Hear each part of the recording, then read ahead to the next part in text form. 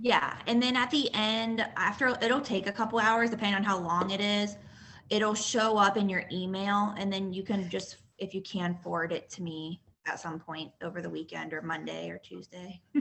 Okay, I'll do it by the end of day today, by the end of the work day today. I get how this work day is going to go, though, so I feel you. Yeah.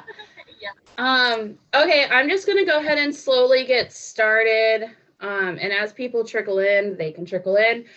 Just a heads up, Brittany, I can also send my slideshow and my speaker notes because my slides are pretty barren because I didn't want people to be reading.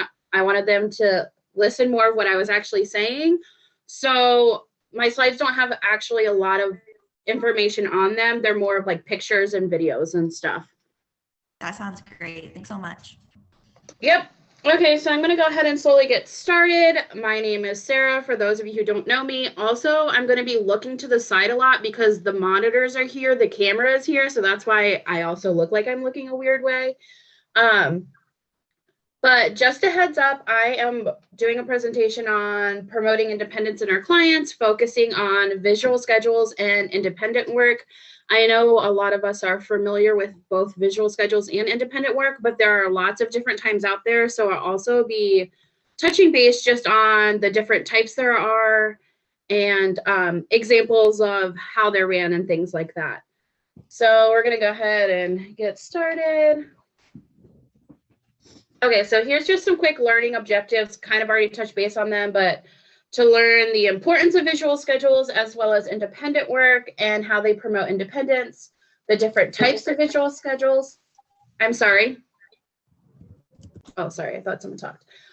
To learn the different types of visual schedules and independent work, and to learn the benefits of both visual schedules and independent work, / when, where, and who to use the different types with.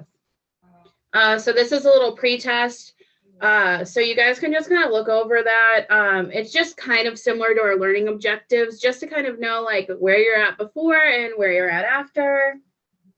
Okay, so what kind of visual schedules do you guys use in your everyday life? So not necessarily the ones you use with your clients, but which ones do you as adults use? You can type it in the chat if you want. I have it pulled up. Fridge calendar, that's a good one. Planner, calendars, yeah. Reminder on my phone. Yeah, what, Facebook for birthdays? That's what I was just gonna say, Allie, yes. I would never remember birthdays if it wasn't for Facebook, so bless Facebook. Post-it notes, that's a good one. You guys had some really good ones. Yeah, just any kind of visual reminder to yourself to be like, hey, I need to get this done. To-do list is another one. I have to write down a to-do list or else it does not get done. Also, I think somebody is not on mute. Just a heads up. Okay, so good job, guys. Awesome. Yeah, Samantha, big fan of to-do list. Okay, so we're going to go ahead and start with visual schedules, and then we'll move on to different types of independent work. So what is a visual schedule? A visual schedule consists of pictures and/or words that show the sequence of steps needed to complete an activity, list daily events or routines, as well as provide structure for unstructured downtime. We use them to create independence by allowing the child to see and follow a schedule, since our clients tend to process visual information quicker and easier than auditory information. There are a few different types of visual schedules. And they can be used across different environments, such as school, home, and even the community. So like one that I always think of is like a client that has like first Starbucks, then school, because their parents always go to Starbucks before they drop them off at school. So typically your BCBA or consultant will discuss with you when and which visual schedule to implement with your client. And then you'll kind of go from there. And visual schedules can go across a lot of abilities and ages.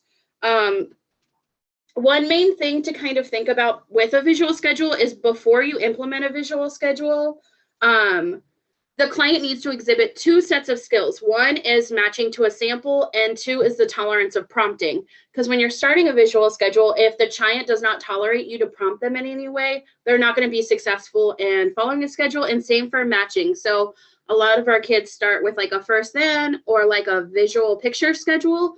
So they need to be able to take that icon and match it to an identical picture. So that's why the matching is important.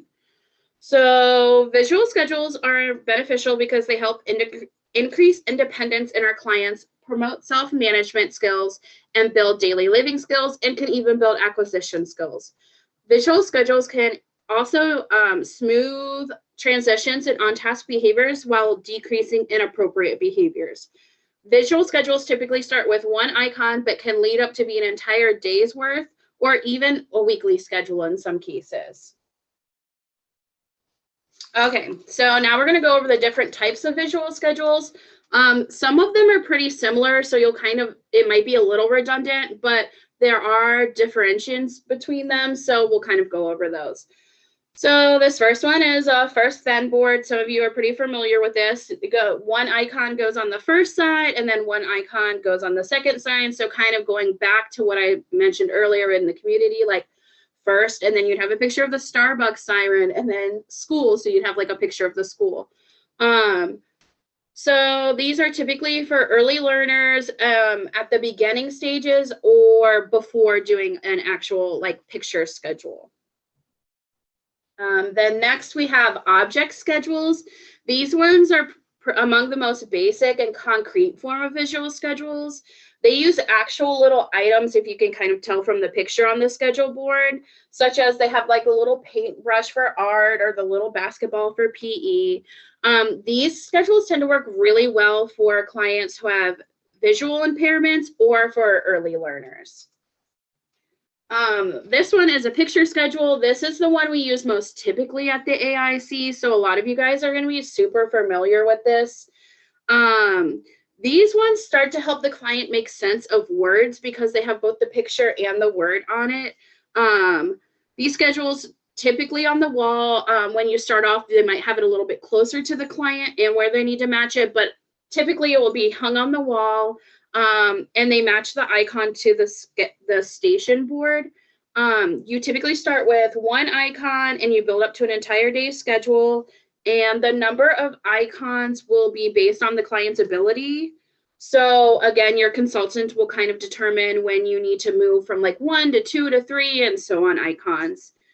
So the next typical ones we're going to see are a few different types of picture schedules. So they're going to be very similar, just with a few little differences. So this one is almost identical to a picture schedule, except for it's color coded. So different types of activities will have different colors. So like red might be more academic activities, whereas blue might be more leisure activities, and white might be used for bathroom, and orange might be used for gross motor or fine motor activities. So they're all kind of adding a different color just to help the clients then discriminate between the different activities and kind of what they're getting themselves into, kind of thing. The next one is picture fading. Again, super similar to a typical picture schedule. This one is a little bit more complex just because, oh, sorry, I'm on the wrong page. It just has the words starting off just a typical picture, and then the picture gets smaller and smaller and smaller while the words get bigger and bigger and bigger. And this just helps promote reading in the client, and again, recognizing that environmental print, recognizing just words in general. So that's what that one is for. The next one is Real Photo. This one uses a mix of real pictures and just the traditional schedule board icons. Again, similar to a picture schedule, but using a mix of the real photos can help the clients really know where they're going. So like I know in Emily's classroom, she kind of uses a real photo schedule because her circle time carpet is her group time icon, just because those kids go to a specific carpet when they do group time. So that's kind of an example of what a real photo is. Again, it can be based on the client's abilities, on how many icons they use, and so on and so forth. The next is a binder schedule. You guessed it, another form of picture schedules. It's a little bit more complex though, because this one, since it's in a binder, the client needs to be able to turn pages, open the binder, things like that. So this one typically is like a laminated sheet of paper, and it has 2 columns of Velcro, and it's just so that they have more icons. It's a little bit longer schedule. So inside the front sleeve, you can kind of see it on the slideshow. There's like a little envelope type to the front, or even that little pocket that's in the front of those binders that says finished. And so when the client is done with an activity, they moved it to the finished side, and then they just move on to the next one. This one is just more for clients who are more ready for more icons and are starting to self-manage a schedule a little bit more. This is paper picture schedules. So this one is just a little bit more advanced. It has both words and pictures, similar to a traditional picture schedule. And it has the client's daily schedule on it. So it can just be a paper copy if your client's capable of just having paper, or even a laminated copy, and you can give them a dry erase marker so they could cross off the activities as they do them. Again, uses pictures and words, and it's mostly to prepare them for the written paper schedule, which is the next one we're going to talk about. And it works best, again, for clients who are able to read or starting able to read and are really managing a schedule pretty much by themselves. So this is the written paper schedule. This is like the most advanced schedule. It has the client's entire schedule on it, either daily or weekly. This one is a weekly, so you can kind of see how it's broken down by the day. But if it was a daily, you would just take the one column and put it on a page. This only has words. It has no pictures. So again, this is for a client who can read without pictures and is able to manage a schedule independently. So that's pretty much it for the schedules. So I just have like a little discussion time. So if we were to make an object schedule, what would be some things that we could use for objects for the object schedule? If you guys want to type them in the chat, or if you want to talk, that's fine too, whatever is easier for you guys.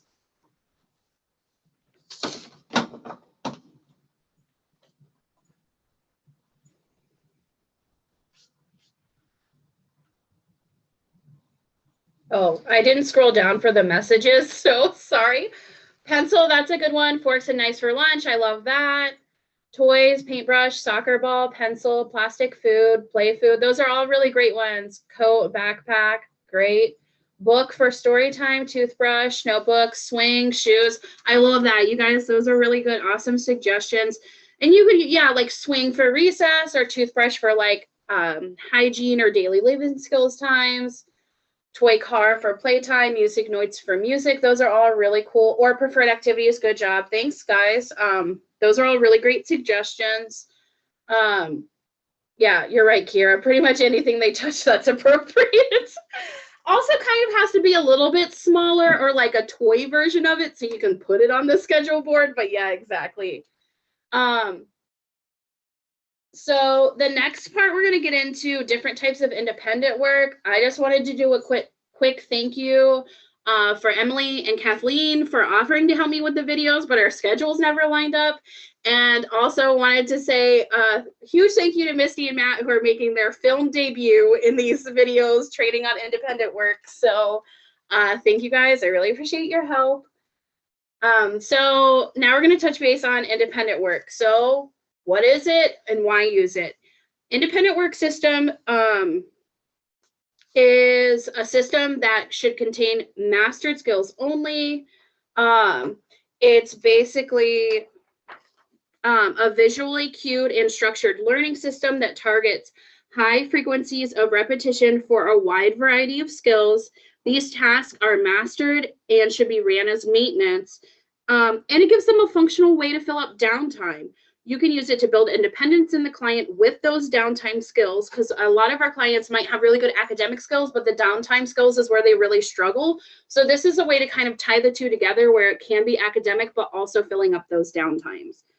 You can use this time to work with another client at the table, or even complete paperwork. So when a kid's you might have one client at independent work, but then you'll be able to do one-on-one work or ASP time with another client, or even do data collection, ABC collection, billing even, any kind of paperwork you might need to be done, DCSs, things like that. Okay, so what is it even further? It should contain master task only. Again, I'm going to say that over and over again because it is not independent work if they are not able to complete it independently and they're struggling to complete a task because they don't know how to do it. You can always teach a client something at the table and then move it to the bin once they're able to complete it at the table independently. Another big thing is make sure that the materials are not already completed in the bin when you tell them to do it. Just think about it. If somebody gave you a task to do and it was already completed, would you take it apart or redo it and then give it back to them? No, you would be like, here you go, it's already done. So same thing with our clients. It's really frustrating to have to take something apart just to put it back together. And on the opposite end, once they complete it, don't have them take it apart because they just worked really hard to complete that. And having them take it apart can be disheartening to them and make them not want to do independent work. Again, just like visual schedules, the consultant or BCBA will determine when to introduce an independent work system and what kind. Typically, you're going to start with easier tasks and shorter durations and work your way up to ideally 20 or more minutes. So again, when you're setting up your independent work, there are 5 things to keep in mind. 1, master task only. They should be mastered, be run as maintenance. 2, they should have a clear beginning and end. Open-ended tasks are really difficult to do, and the clients don't really understand what's expected of them, so it should have a clear beginning and end. 3, they should be designed to stay together. This means 2 things. 1, the pieces stay put. Imagine trying to match something and then the piece just keeps falling off and they have to keep trying to match it and match it and match it. They're going to get frustrated and not want to work on it anymore. And that's when problem behaviors can occur. So make sure that the pieces are able to stay together without falling apart. And also they shouldn't have to undo something they just completed. 4, make them so they're easily differentiated. That way you can use the same task for different levels in your class. For example, say you have a sorting activity for a client who's maybe a little bit lower level, you might only have them sort 2 or 3 items. But for another client who maybe is a little bit higher academically, they might sort 16 items. So that's ways you can make a same task, but kind of differentiate it for different learners. 5, make it visual and engaging. Try to weave in the things clients like to make it fun and engaging for them so they want to engage in the activity. So on the slide, I kind of showed pictures of like things that are really great independent work tasks and ones that are not so, like, so the open-ended ones. So good examples, worksheets, sorting activities, color by numbers, assembly things, puzzles, file folders, so on. For examples, having them answer questions verbally, imitation things, social stories, non-mastered material, just things where they're not doing it by themselves. If you have to come over and ask them questions, again, they're not really doing it independently, so not a good thing to use in independent work. Okay, 3-drawer bin. So I'm going to talk about it a little bit just before we start the video, and then I'll play the video and we'll move on to the next one. So again, this is a 3-drawer task bin. It's among the most common type of independent work we use at the AIC. There's going to be a quick video explaining it. This one was made for parents at home. So typically you would have the client check their schedule, then match it to the bin and then start working for it. But in the video, since it was for parents, we had them call them over to the bin. This is great for all stages of learners, particularly early learners, and can be differentiated based on the skills and abilities for the task you put in them, as well as the duration you have them work on them. So again, you want to build it up to 20 minutes, and good things for 3-drawer bins is fine motor, sorting, matching, activities like that. So I'm going to go ahead and play the video really quick. Let me know if there's like anything freaky going on with the video. I practiced it last night and it seemed to work okay, but you never know.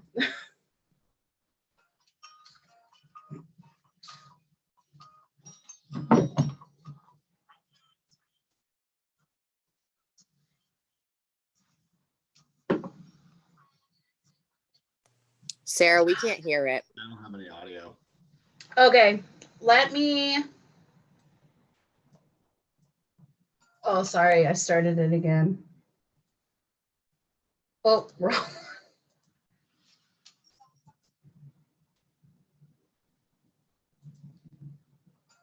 Can you guys hear it now or no? You might have to stop sharing and then reshare and hit the little share with sound button. Okay. Thank you.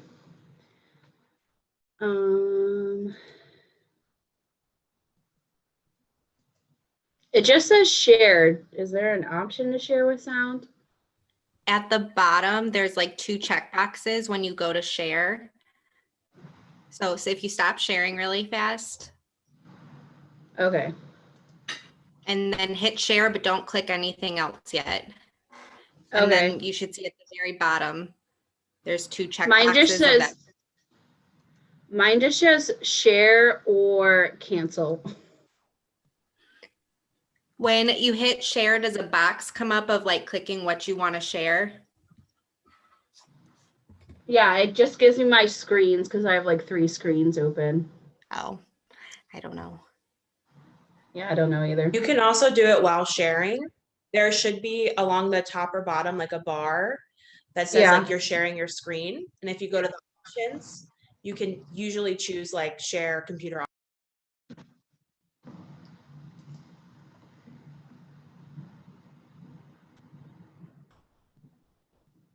Okay, give me just 1 second. I did it last night, but I can't remember how I did it.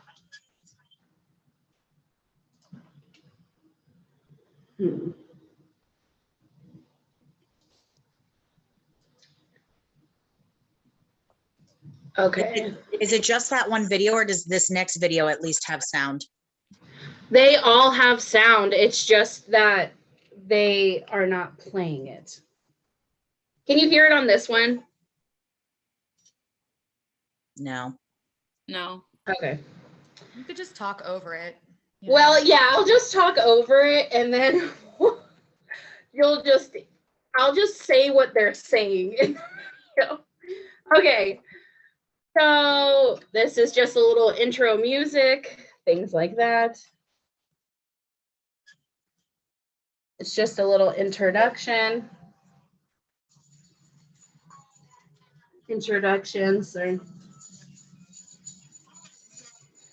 Oh my gosh, sorry. I'm clicking on stuff to try to figure this out. It's not working. Okay, so essentially I'm just gonna let the video play and not worry about the sound anymore. So essentially it's just when you set up your 3-drawer task bin, again, put master task in it. There should be 3 icons numbered 1, 2, and 3. And then I'm trying to turn off the sound on mine because, yeah, I'm aware that you guys can't hear the sound. I'm just gonna talk over it and then we'll go from there. So she's just pointing to the 1, 2, and 3 icons that you pull off and then you'll match to the bottom drawers. And then she's going to start talking about different tasks you can put in there. Oh, you can hear it a little? Yeah, I can hear it a little Yeah, bit that's too. what I was trying to say. I was trying to say, I like, hear we can faintly hear it. So I think maybe if you turn up the sound on your video, it'll come through more. I, like, can't reach it because the stupid bar for the slideshow is covering it.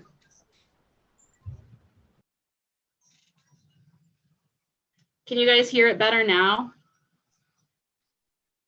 No, that's okay. I just I'll move the video closer maybe. So again, just kind of showing different tasks you can put in there, the ones that we put in there. Can you guys hear it better? I'm trying to move it closer.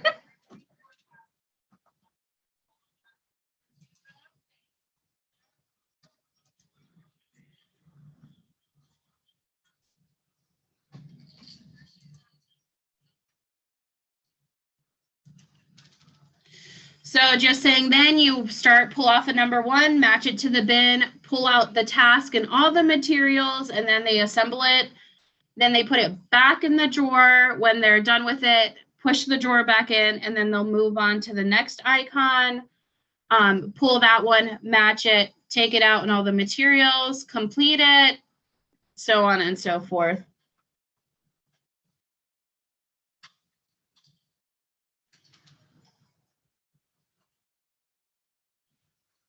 Yeah, girl, that's when I used to be platinum blonde.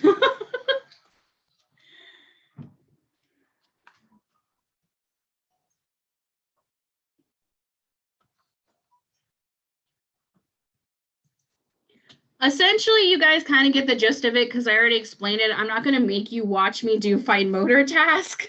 But if you have any questions over that, you can put them in the chat and I'll kind of answer them. Sorry, the audio is not working. I'm not really sure what's going on with that. I'm wondering if I put it on my other screen, if it will work better. Let me exit the slideshow really quick while I start talking about task bins and see if I can do this one a little bit easier. I'm just switching my slides over. Oh. Is there a green bar at the top of your screen that says that you're sharing your video? Yes. In the top, is there an options? Hold on. No, it just says pause, share, or view. Okay, never mind. Sorry about that. Okay. I think she means all the way on top. Do you see where it says you are viewing, like all the way on the top of it? Yeah, I see that, and mine does not have that option. It doesn't I have view apologize. options? Okay. Nope, it does not. So I'm gonna play it on this one. Maybe it being closer to my speaker will help. We'll kind of see. But the next one is task boxes. I'm gonna describe most of it beforehand. That way, if the video doesn't work, you'll still kind of know. These can be simple or complex based on what you put in the box. This video shows that there are like numbers and letters used for them to match to the bins. For earlier learners, you can use colors or shapes. Yeah. Can you move your screen? You got to move the window back to the screen you had it on before. I don't want to do that because it wasn't working. Can you see it now? Yeah. Okay. Sorry. This is being so obnoxious. Okay, so it can be simple or complex. So based on like as far as what you're using for the icons, so she's using letters and numbers. You can use shapes, colors, things like that for earlier learners. The number of bins assigned also can be less or more based on what the learner needs. She does 3, but again, you could do 1, 2, or maybe even more based on what your client needs. The activities can be simple or complex. So starting off with like fine motor or matching, and then even like tracing and worksheets for the more complex activities.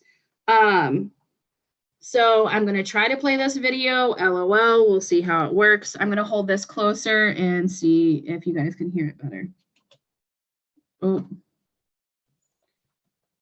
Okay. Let me know if you can hear it.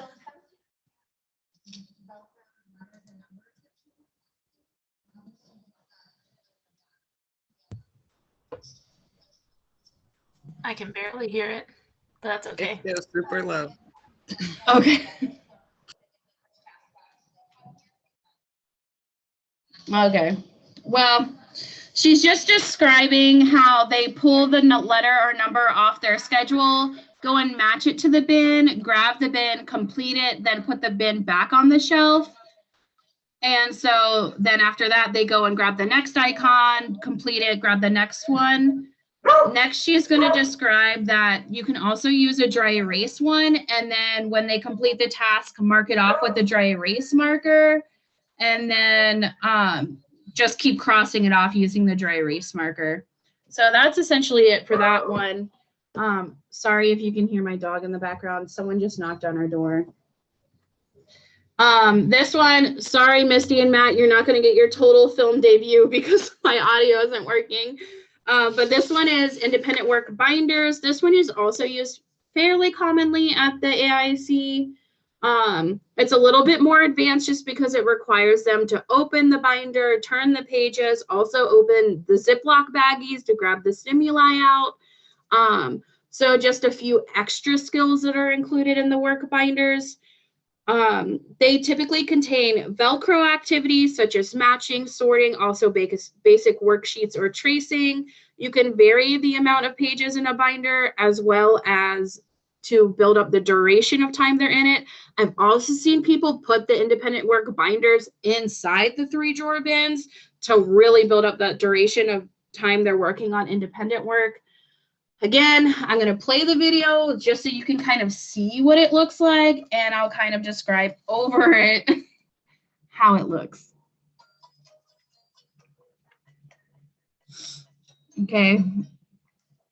So just saying that on the binder, there'll be a little icon for them to match, or on the table next to where they'll be doing it, there'll be an icon. Again, that there would be like matching, tracing, Velcro activities in the work binder.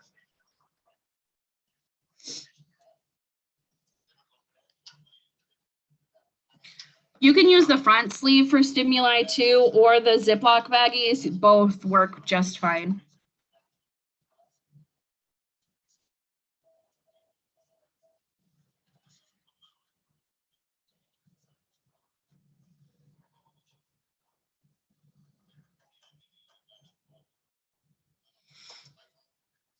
And then at the end, just they would match like an all done icon, or hand you an icon, or just tell you all done at the end of completing the task. So now you're just going to kind of see Misty pretend to do a work binder and what it looks like.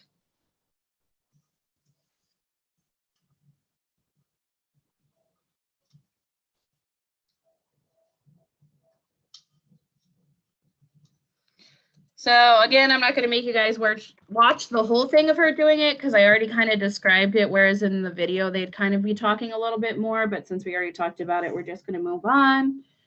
The next is a folder system for clients. Oh, sorry. We could hear that one. Yeah, Oh, okay. Well, good. Last but not least, it's finally going to work. So the last one is folder systems. These ones are a little bit more advanced also, and typically for clients who could do more of worksheets. You can vary the amount and difficulty of the worksheets put in there, again, just to make it easier or harder for different clients and for different learners.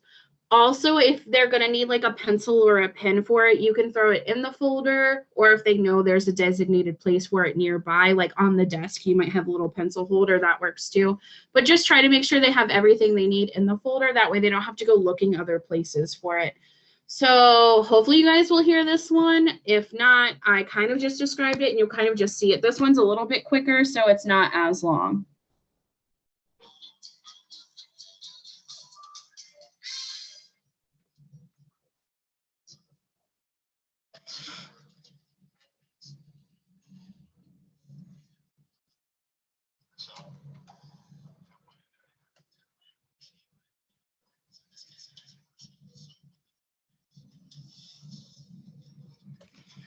So if you can't hear it, he's just describing that they go and get their folder. Okay, so perfect.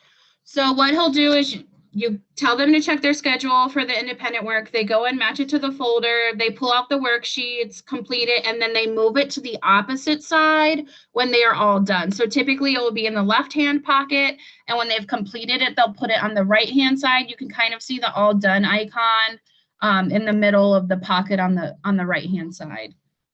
So this is just Misty completing it. And then when she's done, you'll kind of see she'll slip it on the right-hand side. And then she verbally says all done and pulls the icon. So that's what a folder one looks like. Sorry again for the audio being wonky. I apologize for that. Not really sure what's going on. So there's that. So just really quickly to kind of start to wrap it up, what forms of independent work tasks do you guys use most commonly in your classrooms or with your clients? And what tasks make for good task bins versus folder independent work? Yeah, task bin, that's pretty common at the AIC is the task bin, binders.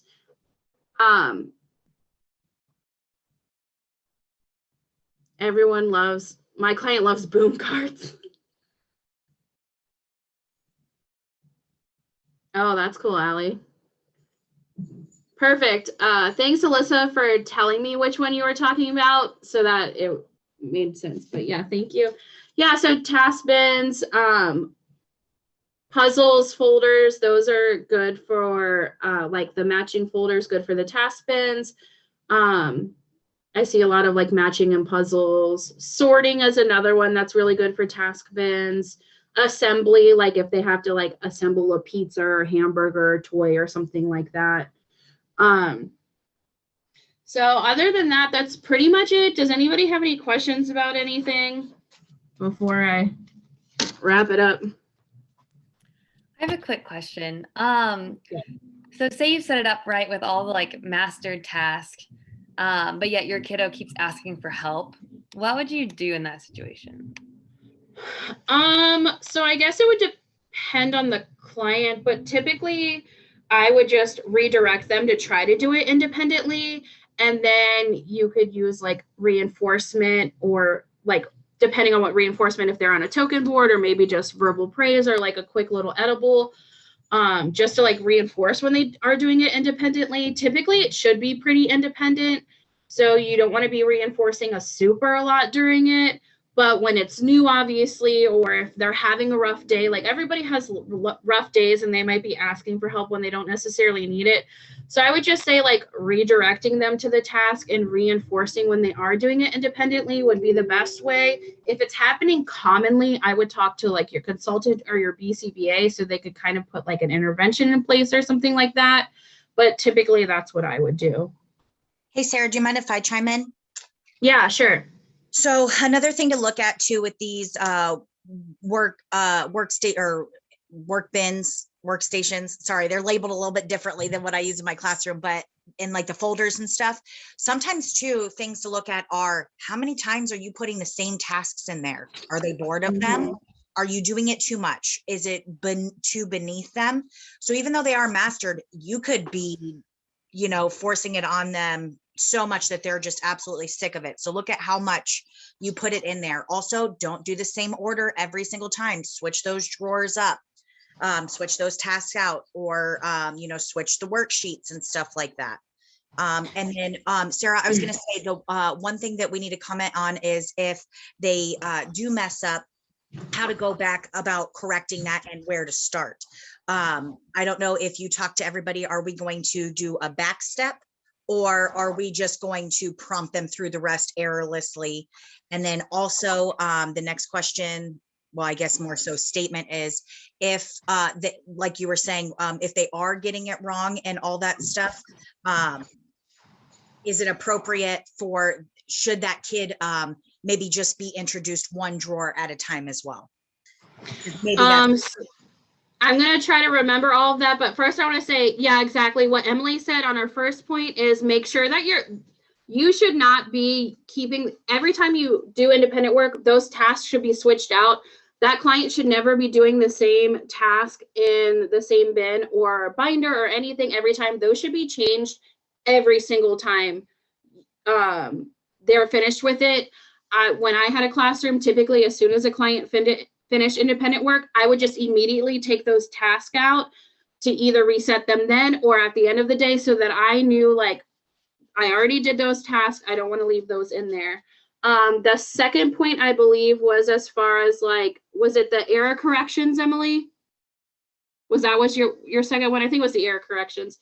I would again touch base with your consultant or BCBA. I would always just errorlessly prompt them through it. But if your consultant does want you to do like a back step, they should explain that when they tell you what kind of independent work to do as far as how they want error corrections to be ran.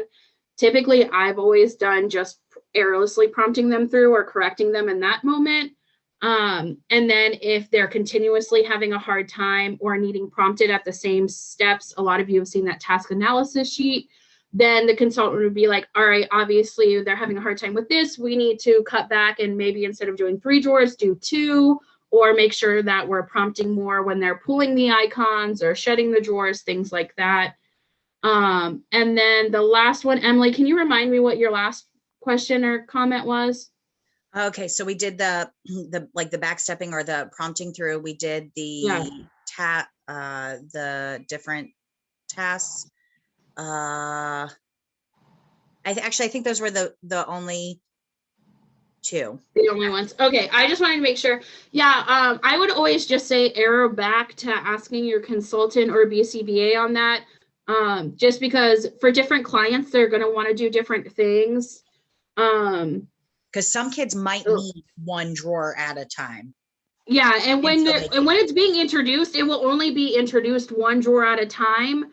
And typically it'll be like the first drawer is introduced and it's just a reinforcer in there. And then once they're continually taking the icon, matching it, opening the drawer, getting the reinforcement and closing it, then you might start putting like an actual task in there. And once they're continuously completing the task and putting it away, then you go to the second drawer and kind of same thing, the task and then reinforcer, then task and task, then task, task, reinforcer, task, task, task. So they'll kind of explain all of that in depth when they tell you which form to do. So I would say if you have any further questions, feel free to reach out to me or your consultant or BCBA on that. But ultimately, I just wanted to try to touch base on all the different types because a lot of us use one type or two types, but haven't really experienced all the different types, especially with the visual schedules, because there's a lot of them. Does anybody else have any questions?